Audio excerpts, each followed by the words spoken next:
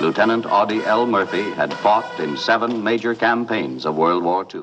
Audie Murphy lived a life that hardly seems real. He was a war hero, a movie star, and a man people never stopped talking about. To the public, he looked fearless and steady. But behind that image, his life carried pain, pressure, love, and many questions that never fully went away. His career made him famous, but his private life was far more complicated, especially when it came to the woman who stood beside him through so much of it. He was admired by millions, yet much of his real story stayed hidden behind the headlines. Even after his death, the curiosity did not disappear. Join us as we take a look at Audie Murphy's life, his rise to fame, his marriage, and the questions that stayed behind long after he was gone. A childhood marked by loss.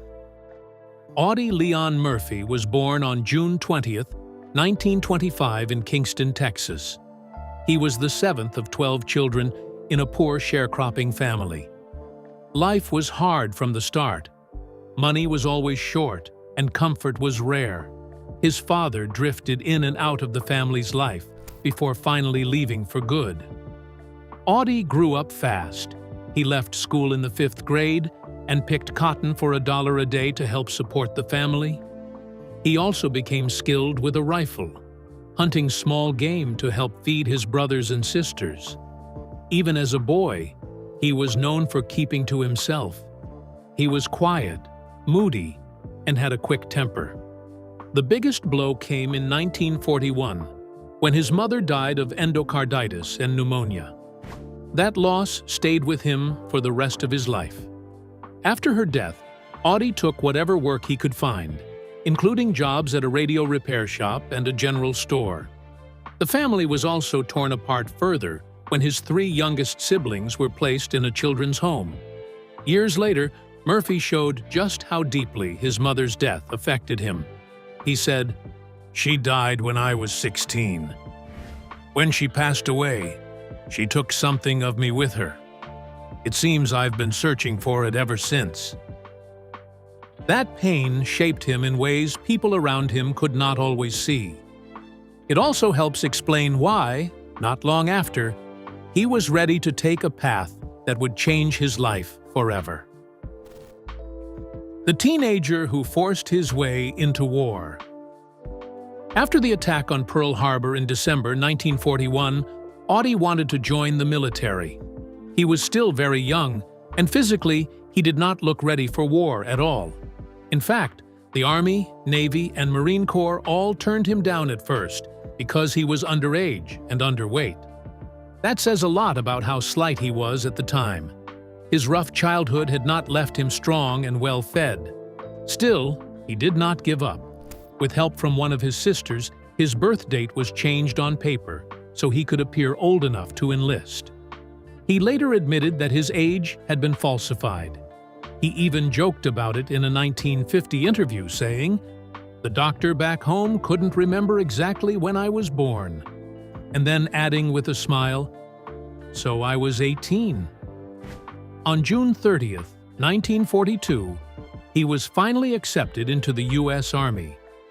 From there, things began to move quickly. He went through basic training at Camp Walters and then advanced infantry training at Fort Meade. During training, he earned the Marksman Badge with Rifle Component Bar and the Expert Badge with Bayonet Component Bar. That fit the life he had already lived. The rifle skills he had learned as a poor boy in Texas now became part of his military path. But training was only the beginning. In February 1943, he was shipped to Casablanca in French Morocco and assigned to Company B, 1st Battalion, 15th Infantry Regiment, 3rd Infantry Division. After the Axis surrender in French Tunisia in May, his division helped handle prisoners and then went through hard training for the Allied landings in Sicily. Audie moved up fast. He became Private First Class on May 7th and Corporal on July 15th. That kind of rise did not happen by accident. It came because he was proving himself again and again. The boy who once picked cotton and hunted for food was now stepping into one of the biggest wars in history. But his real test had not even started yet. Once he reached the battlefield, everything about his life would change. He kept coming back. Audie Murphy first saw major action during the Allied invasion of Sicily in July 1943. When the 3rd Infantry landed at Licata, he was serving as a division runner. During a scouting patrol near Canicattì, he killed 2 Italian officers who were trying to escape. Soon after, he was sidelined by illness for about a week, but he returned to duty. That became a pattern during the war. He kept getting sick or wounded, but he kept coming back. In September 1943, he took part in the mainland landing at Salerno. During a scouting mission along the Volturno River, he and 2 other soldiers were ambushed. 1 man was killed, but Murphy and the other survivor fought back and killed 5 Germans. The next month, near Mignano Montelungo Hill 193, he and his company stopped an attack by 7 German soldiers, killing 3 and capturing 4. By December, he had been promoted to sergeant. In January 1944, Murphy became a staff sergeant, but he was soon hospitalized with malaria in Naples. That caused him to miss the first landing at Anzio. He returned later that month and fought in the First Battle of Cisterna, after which he became platoon sergeant in Company B. In March, while taking shelter in an abandoned farmhouse, Murphy and his platoon spotted a German tank.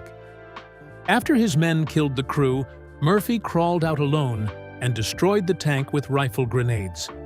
That action earned him the Bronze Star with V device. Not long after, he was struck by malaria again and spent another week in the hospital. By May 1944, Murphy had received the Combat Infantryman Badge, and later he was awarded a bronze oak leaf cluster for his Bronze Star. By the time American forces liberated Rome, he had already built a reputation for bravery that kept growing with every battle. But the battles ahead in France would push him even further and help turn him into a legend. France made him a war hero. In August 1944, Audie Murphy took part in the Allied invasion of southern France, where some of his most famous actions took place. On August 15th, after landing near Ramatuelle, his platoon came under attack in a vineyard. Murphy grabbed a machine gun and fired back, killing 2 Germans and wounding another. Then 2 enemy soldiers came out of a house pretending to surrender. When Murphy's best friend answered them, they shot and killed him. Murphy charged the house alone under direct fire, killed 6 Germans, wounded 2, and took 11 prisoner. That action earned him the Distinguished Service Cross. Later that month, he fought in the offensive at Montélimar. In September, he received his first Purple Heart after a mortar blast wounded his heel. Then in October at Lomet Quarry, he attacked a German machine gun position, killing 4 and wounding 3. That earned him his first Silver Star. Just 3 days later, he crawled forward alone with a radio and directed his men for an hour while the Germans fired directly at him. By the end of that fight, 15 Germans were dead and 35 wounded, and Murphy received an oak leaf cluster for his Silver Star. On October 14th, Murphy was given a battlefield commission to second lieutenant, but the cost was rising. On October 26th, while moving toward Bruvilleur, his platoon came under sniper fire. Murphy captured 2 enemy soldiers before being shot in the hip. He shot the sniper back, but the wound was serious and kept him out of combat until January. By then, Murphy had already gone far beyond what anyone expected from the poor Texas boy who once could not even get accepted into the service. But his biggest test was still ahead. and it would come in the freezing battlefields of early 1945. Holtzwihr and the Medal of Honor. In January 1945, Audie Murphy returned to his platoon in the Colmar area after recovering enough to fight again. On January 24th, the 3rd Division moved to Holtzwihr, where German forces launched a powerful counterattack. Murphy was wounded in both legs on January 26th, but he still took part in the battle that would define his legacy. As German troops and tanks moved forward, Murphy ordered his men to pull back into safer positions. Then he stayed behind alone near his command post. A nearby tank destroyer had been hit and set on fire after its crew escaped. Murphy used his carbine, directed artillery fire by radio, and then climbed onto the burning tank destroyer to fire its .50 caliber machine gun at the advancing Germans. For about an hour, he stood there in full view under direct enemy fire. Even though he was already wounded, he kept firing until he ran out of ammunition. He killed or wounded around 50 German soldiers. After that, he rejoined his men and helped drive the attack back. He refused to leave them, even while his own wounds were being treated. For what he did that day, Murphy received the Medal of Honor. Later, when asked why he had taken on so many enemy soldiers alone, he gave a simple answer: "They were killing my friends." That line says everything about why he fought. His wartime service brought him every U.S. Army Combat Award for Valor available during World War II, along with major honors from France and Belgium. On June 2, 1945, near Salzburg, Austria, Lieutenant General A.M. Patch presented him with the Medal of Honor and the Legion of Merit. Soon after, Murphy returned to Texas and was discharged in September 1945 as a first lieutenant with a 50% disability classification. The war had made his name known across America, but the next chapter of his life would bring a very different kind of spotlight. When the war followed him home. When Audie Murphy came home from the war, the fighting did not truly leave him. On the outside, people saw a hero. They saw medals, praise, and a young man who had done things most people could barely imagine. But in private, he was carrying pain that followed him into everyday life. He dealt with insomnia, deep depression, nightmares, headaches, and even vomiting. A medical examination on the 17th of June 1947 showed just how much he was still suffering. He slept with a loaded pistol under his pillow, which says a lot about how unsafe he still felt, even at home. The war had ended, but his mind had not caught up. At the time, people did not use the term PTSD. Back then, it was called battle fatigue or shell shock. Murphy himself lived through it every day. He took sleeping pills to try to keep the nightmares away. Later, in the mid-1960s, he realized he had become dependent on the sedative Placidil. Instead of pretending everything was fine, he faced it head-on. He locked himself alone in a hotel room for a week and broke the addiction. The people around him also saw how deeply the war had changed him. His natural moodiness became even stronger, and friends and co-workers sometimes found his behavior alarming. For a time, he tried to pour some of that pain into writing. After leaving the army, he briefly found relief in poetry. One of his poems, "The Crosses Grow on Anzio," appeared in his book To Hell and Back, though it was credited to a made-up character named Kerrigan. He did not hide from what combat had done to him. In fact, he later spoke openly about it to help others. He called on the government to pay more attention to the emotional wounds of war and to give better health care to veterans, especially those coming back from Korea and Vietnam. That side of Audie Murphy matters, because while the world was celebrating him, he was privately trying to survive a battle no one could see. And at the same time, another new chapter was beginning. when Hollywood came calling. Audie Murphy did not have to chase Hollywood for long. In 1945, James Cagney saw him featured in Life magazine as the most decorated soldier and decided to bring him to Hollywood. Cagney gave him a place to stay, helped him get acting lessons, and tried to guide him into the film business. Their working relationship ended in 1947 after a personal disagreement, but Murphy always appreciated the help he got in those early years. Even after Cagney later said, "We had no use for him really. He couldn't act." Murphy kept working. He trained with acting coach Estelle Harmon and improved his speech by practicing lines from William Shakespeare and William Saroyan. While living at Terry Hunt's athletic club, he slowly built the connections that helped him move forward.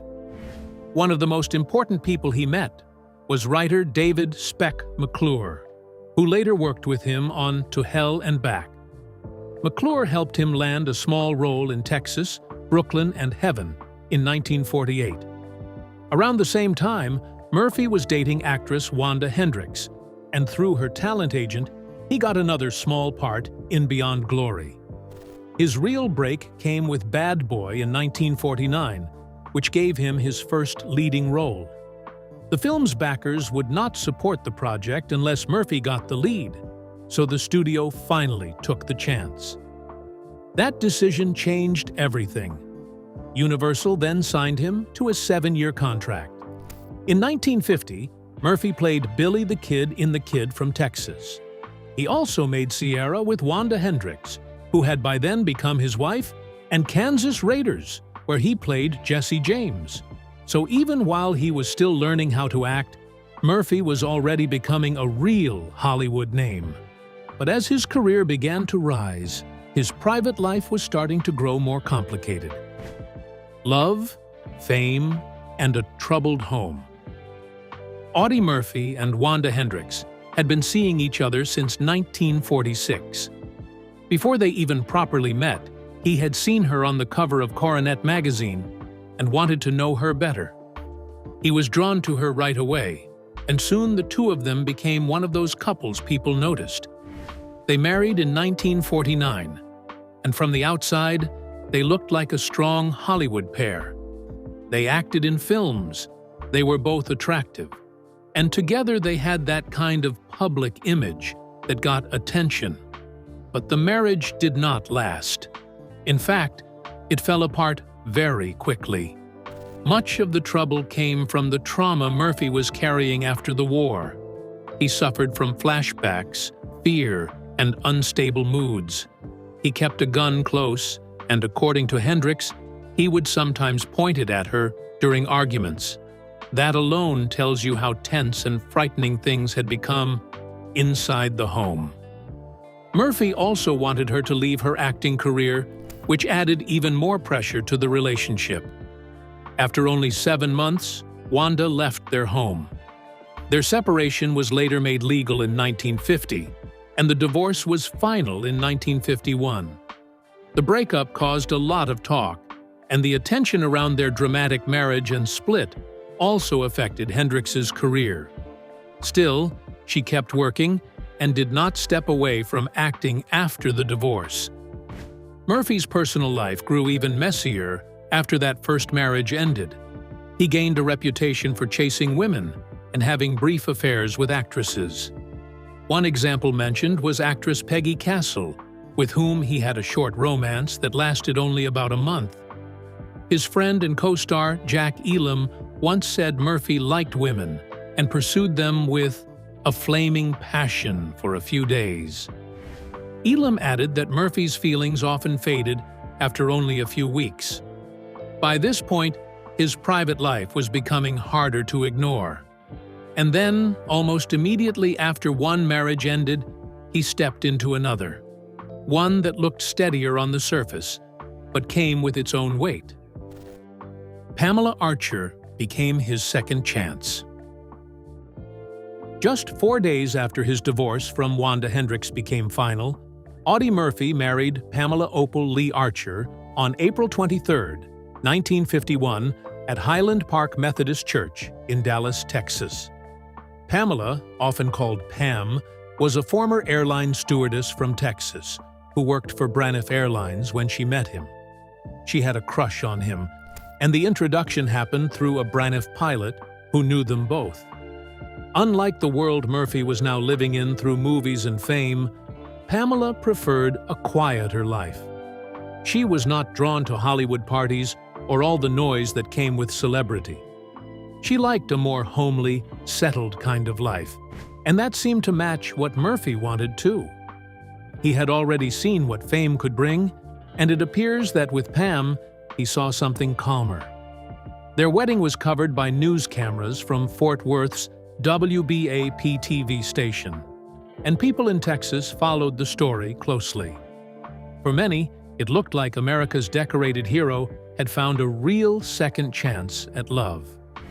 Over time, they built a family together and had 2 sons, Terry Michael, born on March 14, 1952, and James Shannon, nicknamed Skipper, born on March 23, 1954. These boys gave Murphy the family life he had long been missing since his own hard childhood. Pamela became a steady presence beside him while his film career kept growing. She raised the children and helped create a home life that gave him some sense of normalcy. The family lived in California, where Murphy also bred quarter horses at Audie Murphy Ranch in what is now Menifee, California, and at Murphy Ranch in Pima County, Arizona. From the outside, this looked like a happier and more settled chapter. Pam was often described as someone who understood the man behind the fame. She saw not only the war hero and movie actor, but also the person carrying wounds other people could not see. Their marriage lasted for 2 decades, and she stood beside him through professional highs and personal struggles. Still, even in this second marriage, the problems he carried from the war did not simply disappear. They followed him into this home too, and by then, his career was moving into its biggest years. From soldier to screen star. Murphy's acting career began in 1948 and quickly gained momentum. In 1951, Universal lent him to MGM for The Red Badge of Courage, directed by John Huston, where he played the lead. He later worked with Huston again on The Unforgiven in 1960. In the years that followed, he appeared in films like The Duel at Silver Creek, Column South, Tumbleweed, and Destry. As his career grew, Murphy found his strongest place in westerns. That became the genre that suited him best. He was not the most flashy star on screen, but he had a steady and believable presence. He could play tough men who also seemed to carry something heavy inside, and that gave his roles more weight. A major turning point came with To Hell and Back in 1955, based on his own memoir. At first, Murphy did not want to play himself, which is easy to understand, since the story forced him to relive war, loss, and painful memories. But he agreed, and the film became the biggest hit in Universal Studios history at the time. To promote it, he appeared on television shows like What's My Line, Toast of the Town, and Colgate Comedy Hour. His work with director Jesse Hibbs was so successful that they made several more films together, including Walk the Proud Land, Joe Butterfly, World in My Corner, and Ride a Crooked Trail. Murphy kept working steadily through the late 1950s. He appeared in Night Passage, took the title role in The Quiet American, and won praise for No Name on the Bullet, where he played a hired killer instead of a simple hero. That role showed he could do more than people expected, and as his film career moved forward, so did the personal life behind it. The public hero, the private struggle. In the early 1960s, Audie Murphy remained busy in film and television. He appeared in the 1960 Star-Time episode The Man, and also gave his time to 3 episodes of The Big Picture, a U.S. Army television series. His work on that project earned him the 1960 Outstanding Civilian Service Medal. One episode, Broken Bridge, showed him visiting military bases in Germany, Italy, Turkey, and New Mexico. He also kept making westerns and action films. In 1961, writer Claire Huffaker worked on 7 Ways from Sundown and Posse from Hell. Murphy's longtime Hollywood friends, Willard and Mary Willingham, also worked with him on several projects, including Whispering Smith, Battle at Bloody Beach, Bullet for a Bad Man, Arizona Raiders, Gunpoint, and 40 Guns to Apache Pass. In 1965, Murphy made The Texican in Spain and Trunk to Cairo in Israel. His long connection with director Bud Boetiker also continued. Murphy had appeared in The Cimarron Kid in 1951, and Boetiker later wrote the script for Murphy's final film, A Time for Dying, in 1969. At the same time, Murphy still carried the public image of a war hero, actor, songwriter, rancher, and family man. He also returned to military service through the Texas Army National Guard after the Korean War began in 1950. He served as a captain, trained recruits, and allowed the Guard to use his name and image in recruiting. He wanted to serve in Korea, but his division was never sent. Because of his film work, he moved in and out of active status, and in 1956, he was promoted to major. To the public, all of this made him look steady, successful, and dependable. But behind that image was still a man struggling with nightmares, fear, and memories he could not escape. And that gap between the hero people saw and the pain he carried in private is what makes the next part of his life matter so much. The trouble before the tragedy. In the later years of Audie Murphy's life, the image people saw in public was still strong, but behind it, things were getting harder.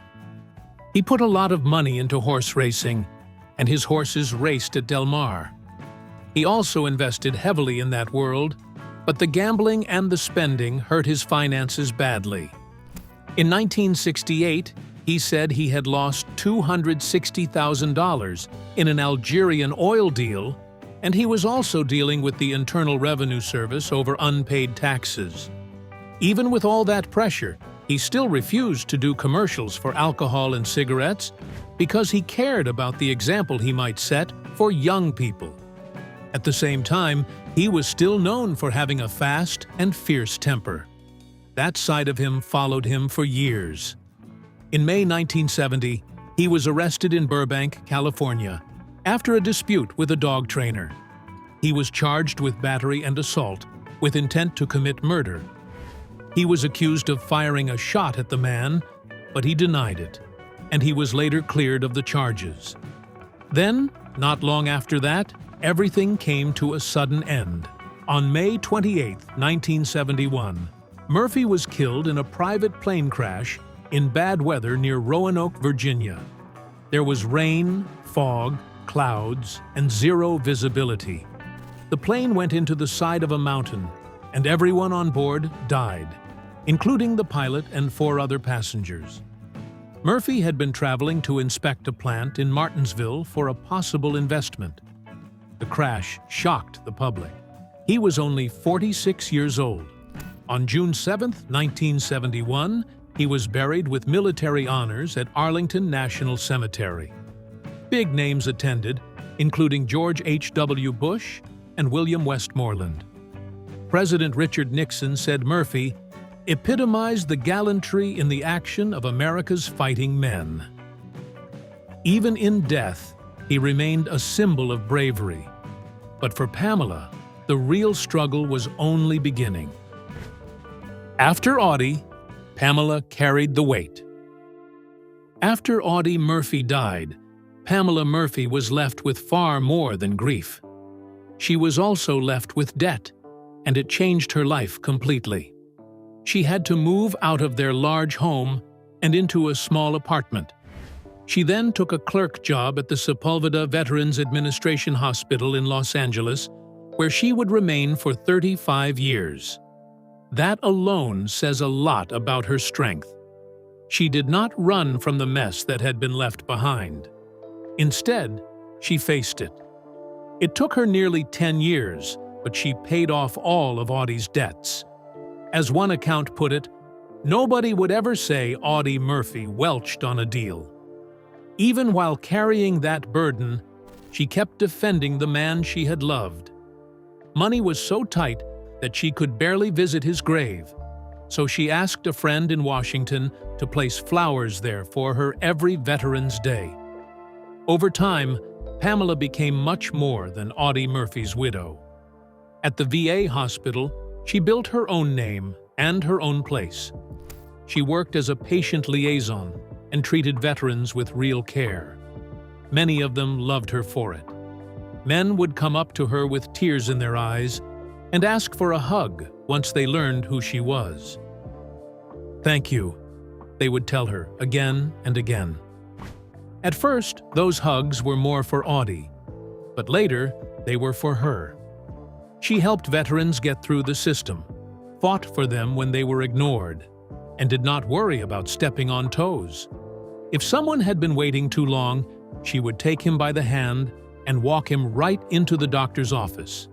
She got reprimanded for it, but she did not care. In one telling, they were her boys, Audie's war buddies, and she was going to take care of them. In 2002, when budget cuts nearly pushed her out, veterans protested until she stayed. Pamela kept working until 2007, when she was 87. She died peacefully on April 8, 2010, survived by her sons Terry and James. By then, people were no longer only remembering the hero she married. They were also remembering the woman who stood by him, carried the weight after he was gone, and quietly showed everyone what loyalty really looked like. Do you think Pamela Murphy's loyalty says more about her love for Audie, or about the strength of the woman she was on her own? And after hearing Audie Murphy's full story, what stands out to you more, his public hero image, or the private struggles he carried behind it? Share your thoughts in the comments below. And don't forget to hit like, subscribe, and stay tuned for more incredible stories from Hollywood's fascinating history. See you next time.